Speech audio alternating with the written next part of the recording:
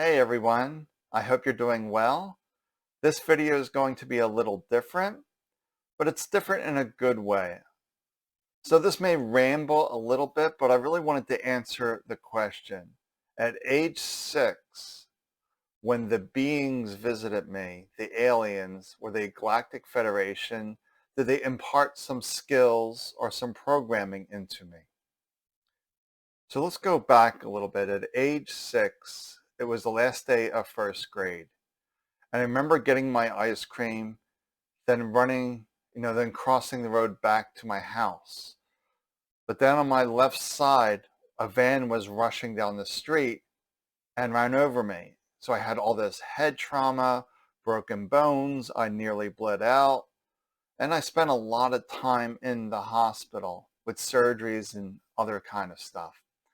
Well, what I remember, it's mostly unconscious, but what I remember in the middle of the night, I just felt these people or individuals felt like were tugging at me. That's what I can explain. It felt like people were tugging at me. But then I opened my eyes and I saw these bright white lights and 3 silhouettes on each side of me. They appeared to be very slender, tall, and I just couldn't really see many details within them because of the bright white light. Then I just remember falling back asleep. Then I remember in the morning, my mom asked me, "Why'd you remove your tubes? Why'd you remove your life support?" Remember, I was only 6 years old. I had no answers for her. But I remember that question as clear as day. I didn't understand what happened earlier. But mom had to be right. It was me. So that memory got sort of suppressed. But my mom didn't even question, like, how could he have done this? Look at his condition. How could he have the capabilities to do this? Because my left arm had a compound fracture and I had all these scrapes and bruises on me, not to mention the head trauma that I was really aware of my surroundings, if you will. So, how could I have removed all this stuff that was attached to me? But that memory was sort of suppressed because I was only 6 years old and I didn't understand it. And mom said it had to be me. So that memory sort of faded until much later in life. But during this time, I was really a sick man after the accident at age 6. I was always very shy of people, didn't feel like I would fit in. And now you put me into the hospital and rehab for over a year, then I don't have those developmental skills. So I was an awkward kid growing up, and I was always anxious, depressed, not in a good mental state. So I pretty much was going through my high school years as an undiagnosed bipolar. I was up, down, all over the place. It was really a wild ride.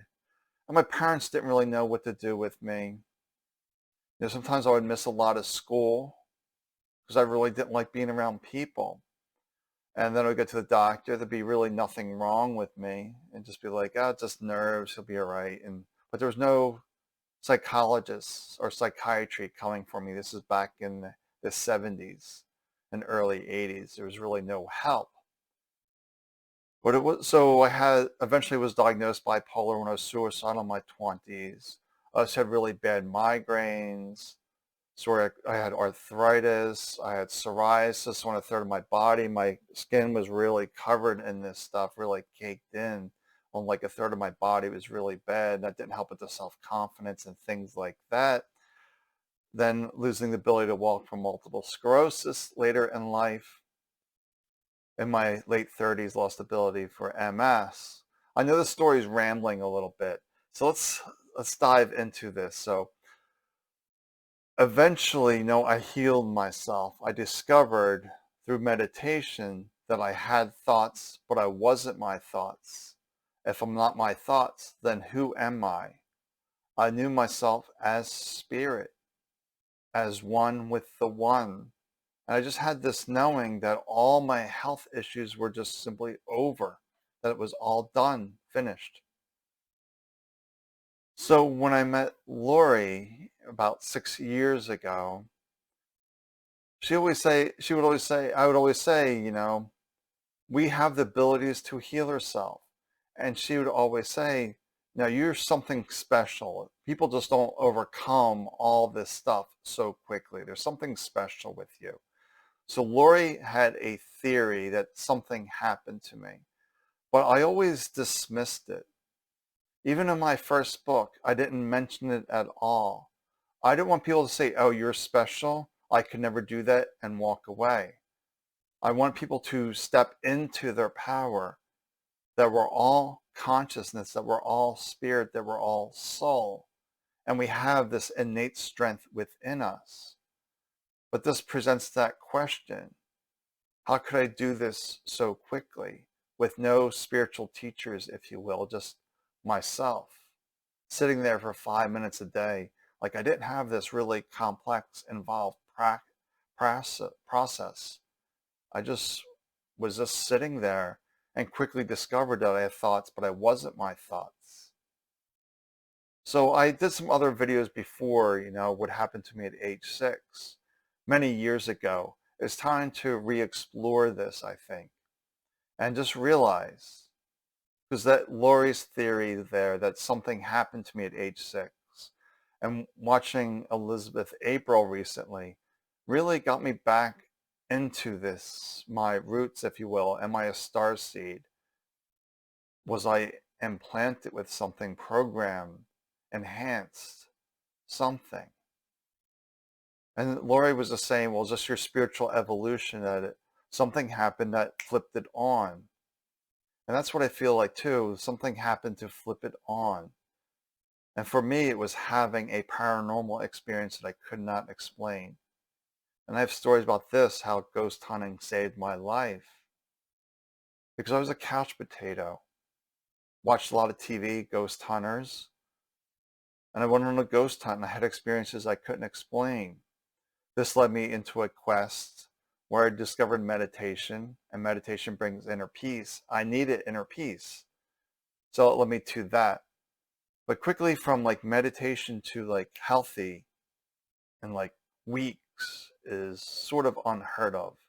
And it kind of reminds me, and I've published the first book, and I had the PR and stuff to promote the first book, but the media wanted feel-good stories, but they would hear my story and they'd say that's too good to be true.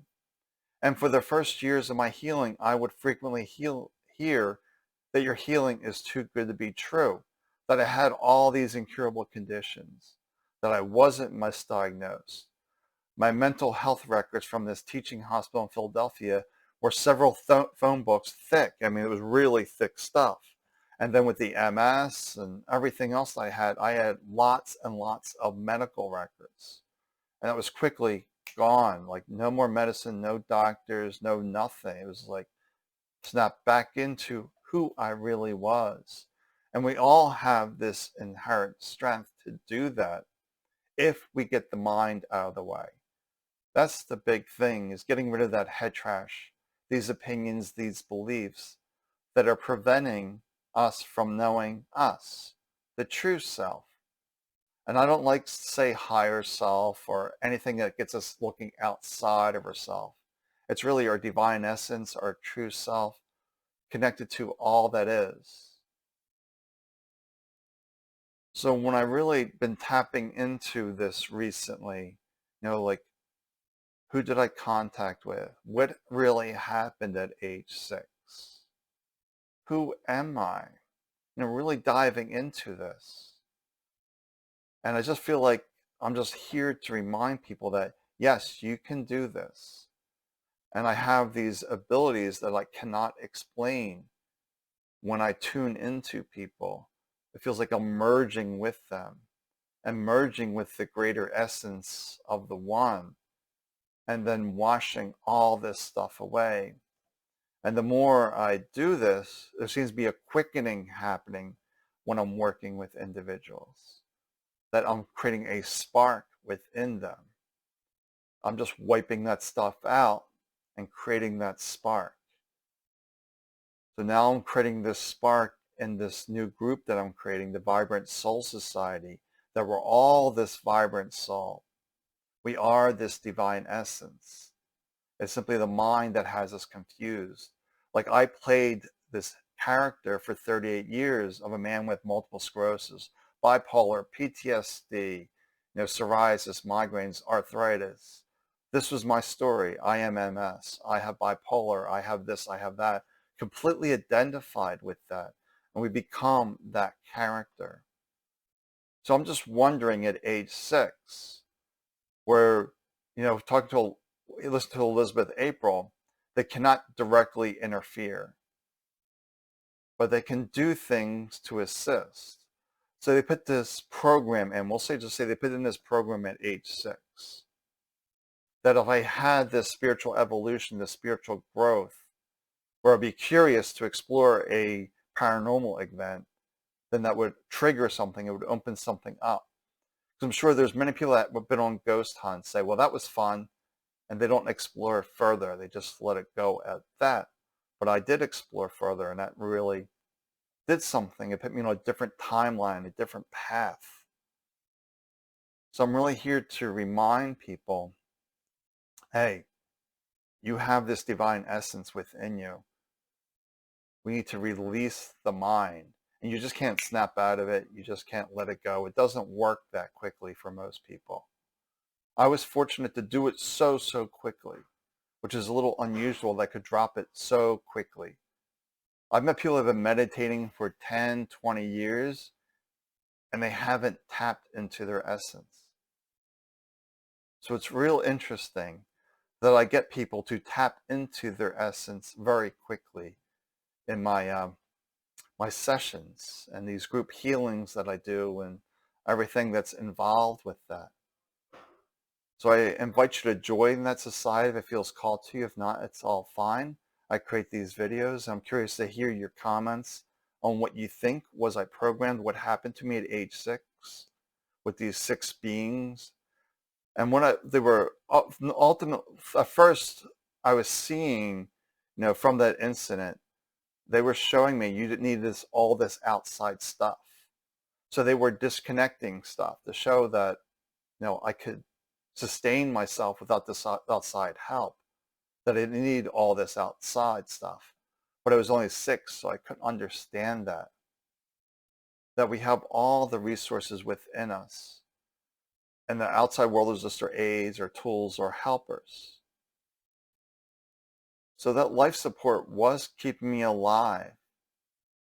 Because I only had a 50% chance of survival that night.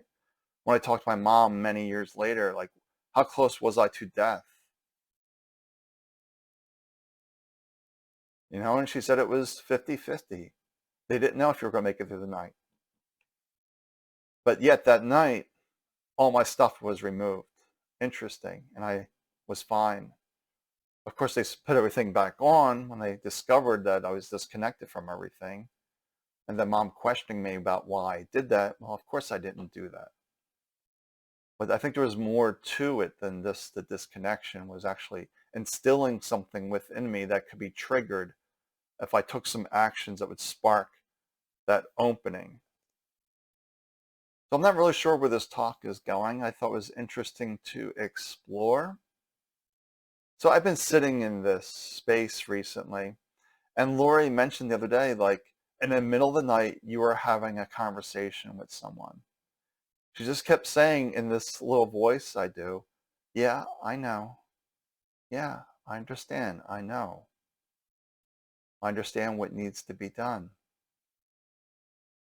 And it just feels like, yes, I was talking to some Pleiadians that were helping me with this vibrant soul society and the direction that it's going. That's what it feels like to me. So then I was just curious as I'm in this space. I was just like, well, who am I known as in spirit and consciousness? And I just get Lyman. I don't know any Lymans. They just call me Lyman. I don't know what that is. Like Lyman, Lyman. I don't know where that's coming from, but that was the first thing that came to me. And if you look some of my videos, watch them, I have no idea where this information comes to. Like tonight, I'll do soul messages. And I'll say things that I have no reason for saying. I'm just tuning into that person and delivering a message. So I don't know these gifts. We all have these gifts, these abilities. But it's about getting that stuff out of the way, the limitations of the human experience. That we're all star seeds, or we could say we're all souls, and we did not originate from Earth. We originated from someplace else, and we chose to come to Earth because of all the contrast and difficulties here. We just need to relax and realize everything's in order, even when it doesn't make sense. We have to say no to those things that don't make sense to us, to stand up for our rights, to say, I'm not taking this anymore. I've had enough of this. And we can't be in this place that everything is all perfect all the time. Things are not going as expected. Then we have to stand up and say, this is unacceptable. We need to change course. We need to plot a new way. And it all begins with you. That many are victims of life. Why is this happening to me? Why this? Why that? You know, my pain and suffering for 38 years. But we need this contrast. This is how we grow. And it's very uncomfortable at times. This body has problems once in a while. And that's okay, because we can change course. We can do things that better support the body. Like, it feels like I'm rambling here, but I just feel like there's something more to be said here.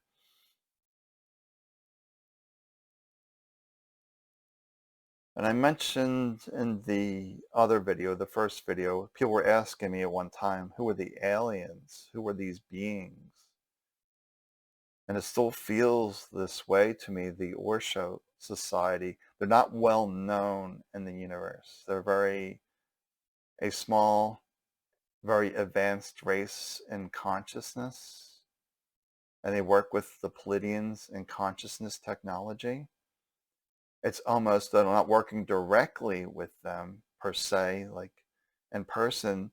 They just telepathically give them this insight, this advice, almost like ethereal beings to them, like they're spirit guides. Because this society feels a little reclusive, where they don't want the credit. They just want to instill the wisdom in others. It's like us when we get these divine insights. Well, where are they coming from?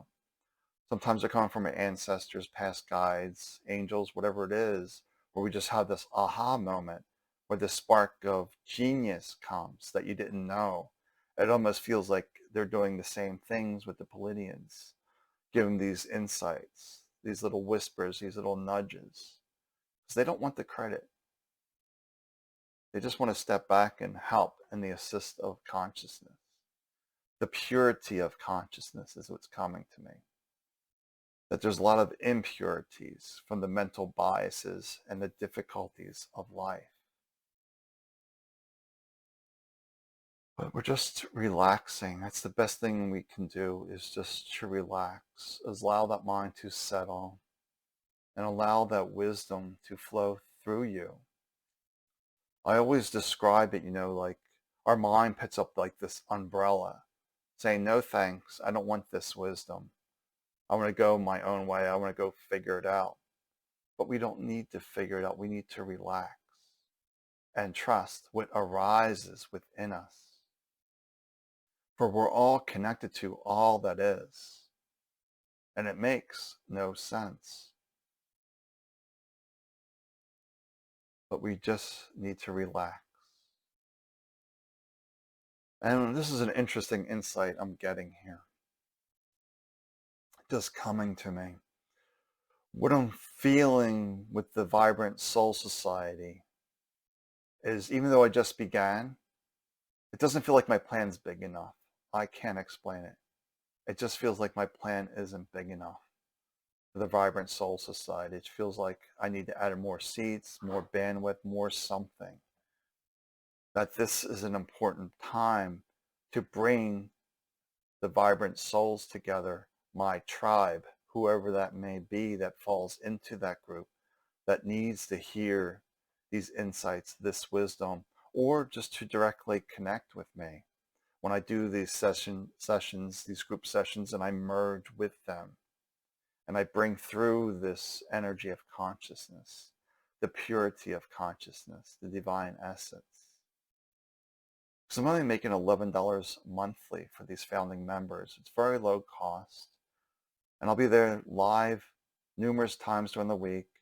I'm always around in the discussion groups. I'm just want to be around. It just feels like this will be my home. This is where people can connect with me. This is where we can embrace our abilities together in a safe space without censorship, without cutting ourselves off. And who knows if this video will stay up on YouTube or Facebook, wherever I put it. It will go in the Vibrant Soul Society. It will definitely live in there. And just curious to hear what the members have to say about this. Do they feel like they're part of the Galactic Federation? Do they feel like they're here for a greater purpose? But society has beat them down. The mind has beat them down. We can turn that around. We are divinely guided if we can just get out of our own way and relax. And I will be live tonight in the society. Like I said, I'm not sure when this is going to go on YouTube or Facebook, but it will go out there in a couple days. I'll put this in the group immediately. I just felt like shared to call, to need to open up more into this space. That there is a greater essence. That we can choose the dark side or we can choose the light. That is our free will. It is to decide.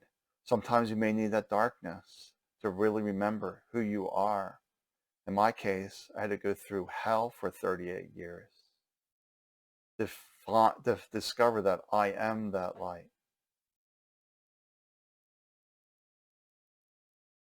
All right. Well, take good care of yourself. I will talk to you soon. Love to hear your comments and questions.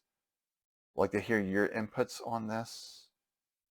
I just want to be more of an open book. That's what's coming to me, is just get out there, share the light, help them to remember their light.